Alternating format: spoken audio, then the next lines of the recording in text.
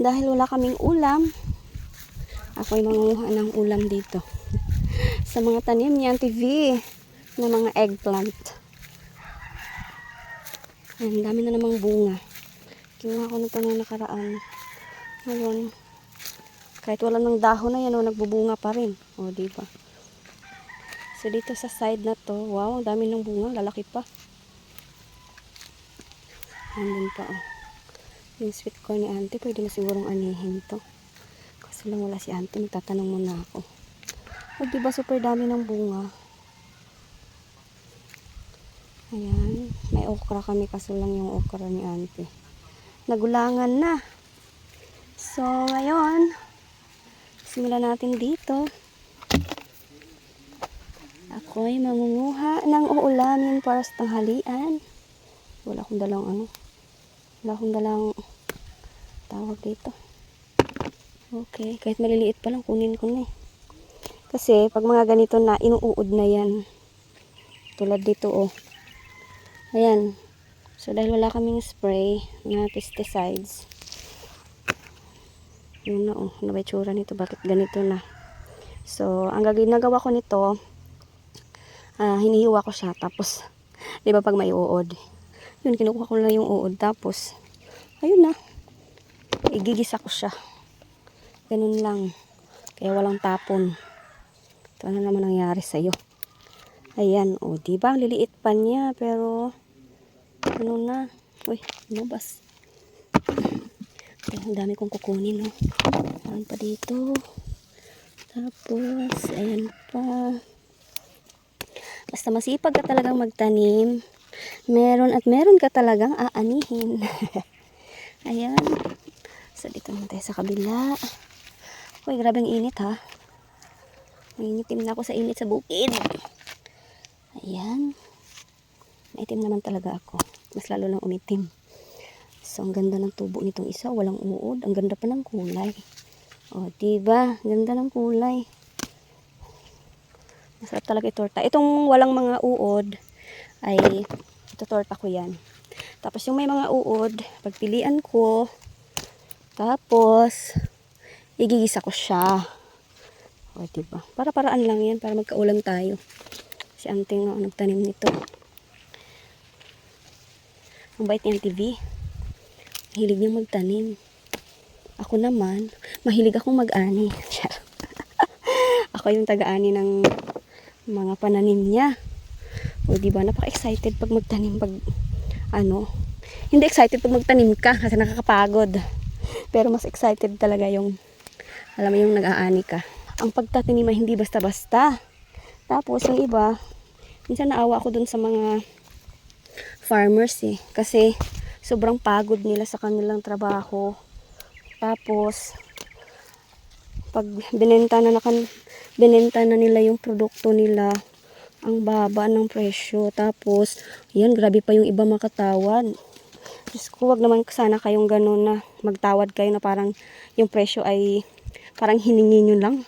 Kasi alam niyo, sa totoo lang, kahit hindi ako farmer, pero nagtatanim din naman ako ng mga ilan-ilan.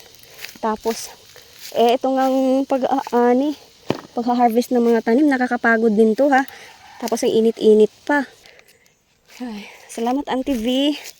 Alam niyo si Auntie V talaga ang nagtanim nito. Ako lang yung taga-ani. O, diba libre na ulam?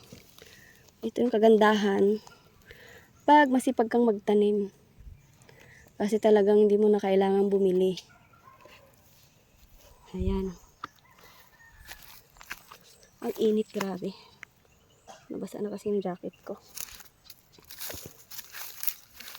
Okay. Ang dami niyang bunga. Ngayon. So, maliliit kasi yung talong kaya hindi ko siya ibibenta. Kasi noon talaga nagbenta ako. Pambili ng tinapay. O, diba? Tinapay. Kasi yung iba hindi naman sila nagsasawa na puro gulay. Pero nga yung iba kasi talagang gulay lang kinakain. Ako naman kahit paminsan-minsan naman kailangan naman natin kumain ng hindi gulay, di ba? Kaya ang ginawa ko, pag maganda yung bunga, Binibenta ko na yan. Tapos, pinabili ko ng toyo. Alam mo, nagbenta ka ng gulay na ulam. Tapos, bibili ka rin naman pala ng ulam. Pero okay na yan. Ito. Diba? Salamat kay Auntie V sa kanyang kasipagan sa pagtanim. Basta masipag si Auntie V magtanim, masipag din ako mag-ani ng kanyang pananim. Diba? Libre kami ng ulam. So, iba nito. Ayan. Inuud kasi yan eh, yung iba. Yung iba naman hindi. Oh, ang init.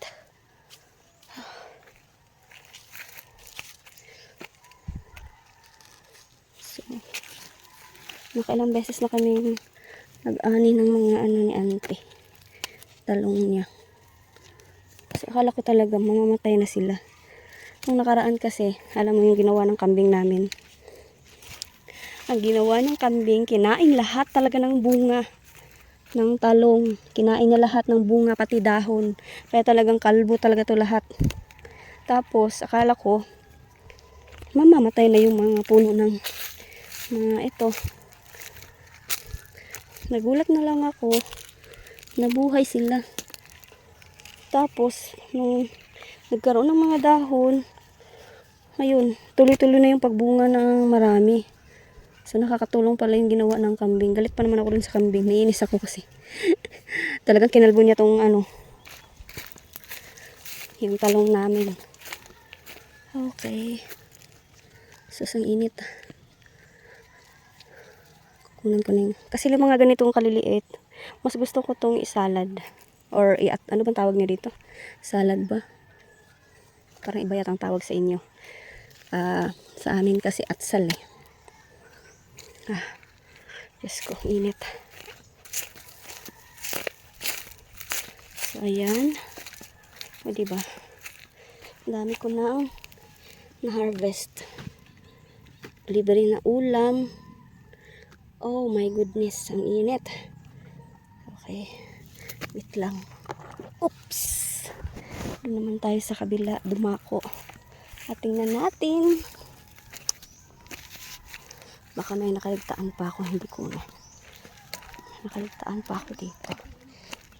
Parang pwede na to kay Auntie yung sweet corn na. Kasi lang wala si Auntie. Mahirap naman kunin na kahit siya naman nagtanim tapos hindi siya makakain. Huwag naman tayong ganun. Itong talong kasi, ito yung okay lang na kunin ko lahat. Kasi hindi naman siya masyado dito kumakain ng talong. Alam mo yun, nagtatanim na lang siya para sa amin. At sobrang grateful ko sa kanya.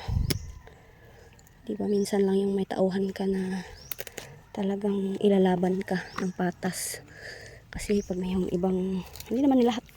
Hindi ko naman nilalahat. Pero, alam mo yun, sinesweldohan na nga, pero hindi naman nagtatrabaho. Pero si Auntie kahit matanda na yun, ako, sinasabi ko sa inyo. Lahat ng bilib ko nasa kanya na. O yan, may bago siyang tanim mo.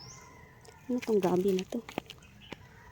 Oh, yung violet na gabi. Ayan, may bago naman siyang tanim. So, aray init. Ito na. Natapos din ako sa aking pag-aani. Ayan, nakalbo ko na. Yung sobrang liit naman, hindi ko na kinuha. Kasi, papalakihin ko pa ng konti. Ito kasi mas gusto ko talaga to yung may may bagoong na isda. Masarap yan. The best. May nakita ako dito. Ay, ito. Siling pula. Siling pula. Pero, dalawang puno. Ayan, may bunga na. Ito, patingin nga. Oh my. Gusto ko tong hindi pa siya magulang. Tapos, ilagay mo siya sa, yung nilaga lang kasabay ng ilalaga din siya kasabay ng talong. Tapos, may, bagoong na isda. Biola. Ang bango niya. Subukan nyo. Yung hindi pa magulang na, ganito. Anong tawag nyo dito? Siling pula dito yan eh.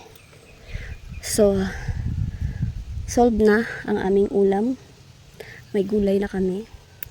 Ang pagluluto na lang. Hala, pwede na to talaga. Oh, parang namatay na. Antayin ko si Anting siya ang mag-ani niyan kasi dapat yung nagtanim yun yung unang mag-ani, di ba? Para fair naman. So itong talong, pwedeng ako lang, char. Oh, di ba? Nakaisang ano din ako. Libre na ang ulam, charis. Okay, tingnan natin itong ano. Okra. Naku naman na sobrang. Oh, ito pwede pa. Ayan, binabali lang yung dito sa pinakadulo. Kung maputol yan, ay may okay pa yung okra. Pag hindi na, tulad nito, pag ginaganyan mo yan, no, hindi na matanggal. Sigurado yan. Siguradong magulang na. Gana pa tayo dito. So ito, try natin. Wala, no?